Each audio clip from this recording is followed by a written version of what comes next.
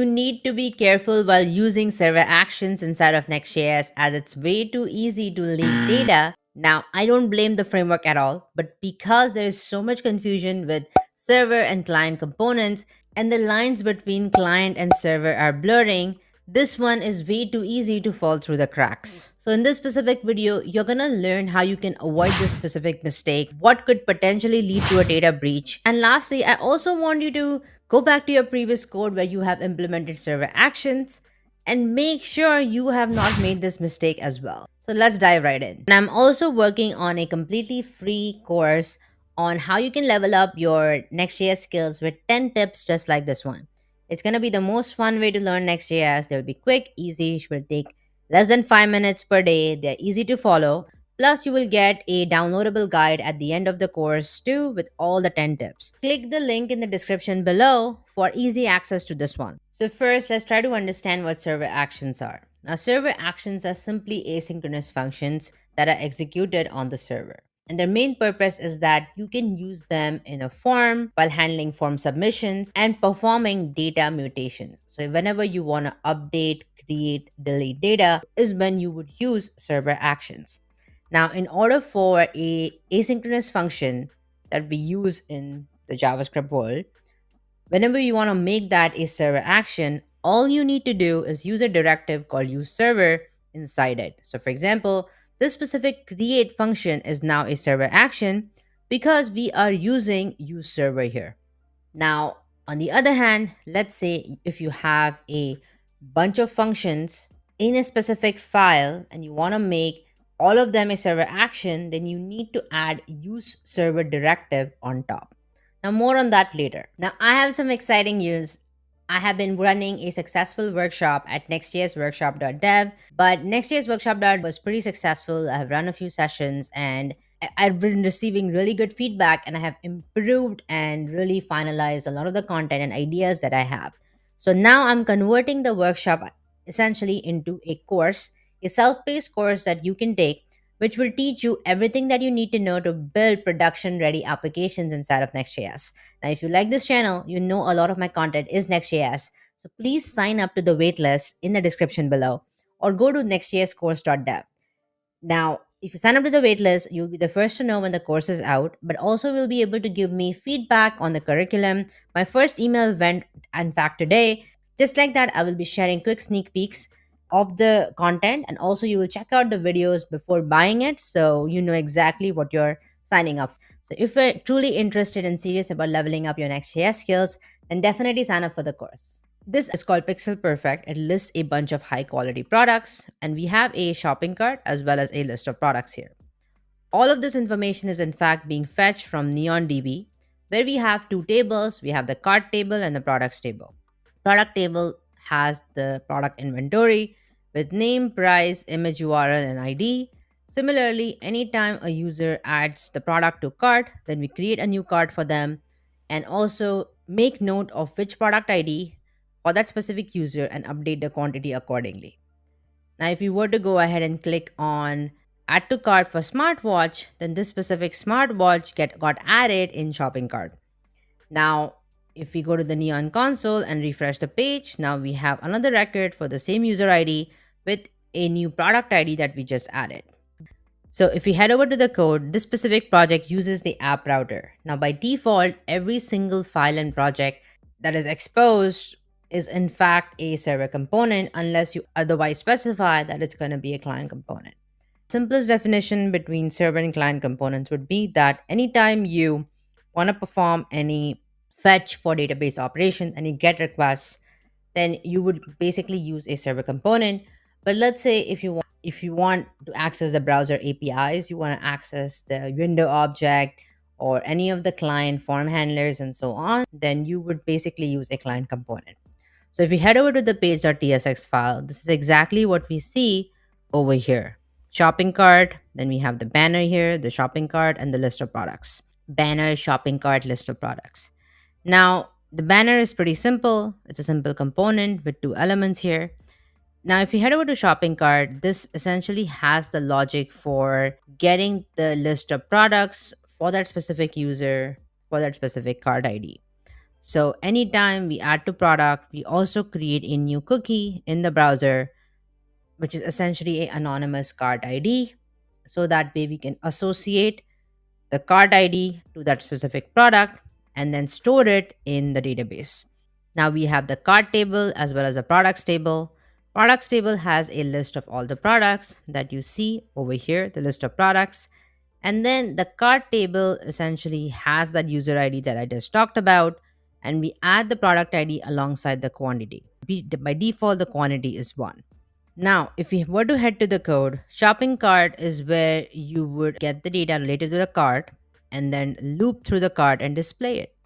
Similarly, for product list, it's exactly the same. You would retrieve a list of products from the product list and then loop through them towards the bottom. Except that there is one more button here inside of product list, which is called add to cart button. This specific add to cart button is in fact a client component as we are using the on click handler on the button. This button's job is to generate the user ID if it doesn't exist. That means it's going to generate the cart ID if it doesn't exist and create a cookie here. For example, so if we take a look at the code here, it's going to check if the user ID exists. If not, it's going to create one. Technically, this is cart ID. Then it's going to invoke a function called as add to cart, which in fact invokes a server action. This is one common confusion that I have seen, that you can only invoke a server action if it's wrapped with a form. That's not true. Think about it, server actions are just functions, simple JavaScript functions that have some additional capabilities of running things on the server, and you don't necessarily need to use a form. You can also invoke the server action here, provided that the file that the specific function is called is in fact using use server on top. Now, what this means is any functions in this specific file automatically going to be exposed as server actions. Now, more on that in a second. So if we take a look at store cart data, this specific function again has a query to check if if that specific product exists already in the cart or not. If it exists, then we are going to increment the count. But if it doesn't exist, then we are going to insert a new record altogether and then also purge the cache because Next.js caches things by default. But that's not important for this specific video. Now, this is a server action. Now, what Next.js does is anytime you export a async function in a file with useServer directive on top, this makes it a server action, and this specific function gets exposed as a endpoint. So, for example, if I were to create another async function and call this get product data, for example, and then again, it has the same logic for getting products data. So what this means, get products data gets exposed as an endpoint. So let's take a look at an example. So now, if we were to go to the network tab, and here let's search for page, and then let's refresh the page. Now let's go to page.js file, and here let's find the function that we just created, get products data. Now if we search for one more time, you will also find this ID that we're going to copy and head over to Postman. Remember, as I said, that every function in a server action file gets exposed as an endpoint. That's exactly what we're trying here. If you hit localhost 3000 with a post request and add a header called next action with a value of this with a empty array as a body and hit send, you are basically seeing all the products that we have in our database. Now, this is a security vulnerability, a data breach, essentially because anyone can just go to your application in the body, add an empty array, and get whatever data that they like. That's not what you're looking for. So that's what would essentially cause the data breach because you are accidentally exposing a function that doesn't necessarily need to expose. You might be wondering, why would I do that? Well, there are a few ways you could accidentally export something that you don't mean to. One is when you don't necessarily understand how server actions exposes these functions as endpoints, then things start to make sense. But if you are not aware of that, and then it's a problem and you have exposed it. Another way is, let's say we go to the product list page, and here we have this function called get data. Now, the developer in me wants to optimize and refactor my code. I'm going to be like, why not move everything related to the database in the card action? So we can just literally expose, copy this, move it in here, for example. Let's call this get products data. And then we can just export it. And here, let's just import get products data from server action. And that's also how you have exposed it. Now, as a developer, you might think you have optimized your code, you have made it better, but in reality, you have not because you have exposed it and caused a data breach. Another way you might do this something like this is when you use a command, for example, just like we saw here, we have Copilot.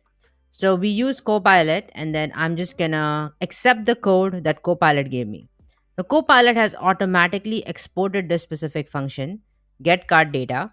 Now, maybe I might leak some data accidentally because of this. Or I'm going to use some sort of a helper Visual Studio or editor function called as React function component, which also exports the default function that I have. So there are many ways you could make this mistake and leak the data without actually intending to. So there are a few things here that I want to clarify to solidify your understanding of server actions and so that you don't make this mistake. So, one is server actions are not meant to be used for GET requests. If you want to fetch data, use server components, not actions. Actions are mainly for data mutations. So, what I just did is okay to do. I can do it, but it shouldn't be done because server actions are only mainly meant for mutation. The other thing is now, if you don't do this, it's way too easy to ship this code to production and you don't want to do that. But instead, if you use get products data, which is exactly we had here, for example, we are using get data in a server component, then this specific code doesn't get shipped to the browser and it's a lot more secure that way. The Next.js docs have also explicitly said in the security section that you should treat your server actions as you would your public facing API endpoints and ensure the user is authorized to perform the action. Now, in this case, I did not have any security. I just was calling store card data and so on in the sample application that I had. Ideally, I would have a middleware or some code here that will add the authentication logic, authenticating the user and so on. This would make it so that even if this specific server action becomes an API and public API endpoint, there won't be any data breach because you can only access your specific user information and no one else's. So that is definitely one way to prevent it. Next.js docs also say that server actions are only meant for mutations. If you have another server action, they essentially get queued and cannot run in parallel. So if you start fetching data with them and you have two server actions, one for storing card data and another for fetching data inside one component, then one has to wait for the other to complete. So this just means that you need to perform the fetching in server components and mutations and server actions. So please do not fetch data inside of server actions. But regardless, you should definitely have some authentication checks to make sure that this doesn't happen. The other thing you need to be mindful of is make sure you are aware of what you are exporting in general. Now, outside the context of server actions, make sure that you are not exporting functions that don't need to be exported. I have seen a lot of developers do this, and I'm not talking about just beginner devs, but also senior devs who just export the function just in case we need it, or they foresee that we are going to need it in a couple days. Well, if you're going to need it in a couple days, then please export it then when you need it and create a PR for that. Don't prematurely expose it because that would also lead to potential data breach in the case of server actions, but it also is a code smell. It's not something you need to do in general. If a function does not need to be exported and it's only used in the context of that file, then please do not export it, even though you foresee that it might be needed. Thank you so much for watching this video. If you enjoyed this specific video, then definitely check out the Next.js crash course that I have on my channel, which will help you level up your Next.js skills and also to give you a taste for my teaching style as well. Thanks for watching. Bye for now.